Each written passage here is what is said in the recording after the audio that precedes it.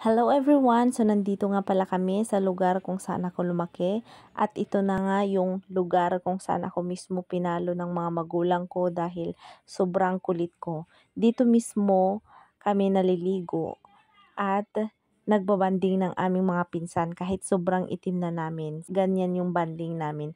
Actually, dito sa amin, hindi oso ang mamiknik na maraming pagkain. Ang gusto namin, kami mismo ang manghuhuli ng uulamin namin. So, ganyan yung banding namin. Ayaw namin yung dadala ng pagkain. Kahit alam namin kaya naman namin bumili.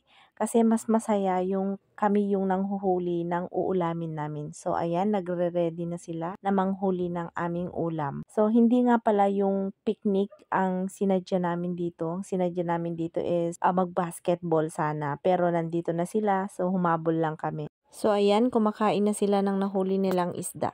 So, ayan na nga pala yung mga kapatid ko nanghuhuli ng isdang uulamin namin. Ganyan mismo ang ginagawa namin lalong-lalo na kapag mainit ang panahon at sobrang maalinsangan. So dito kami nagbabanding. At kahit ganon, pumunta pa rin kami sa lokasyon kung saan kami magbabasketball after kami mamiknik. Actually, kumain lang naman kami doon ng lunch.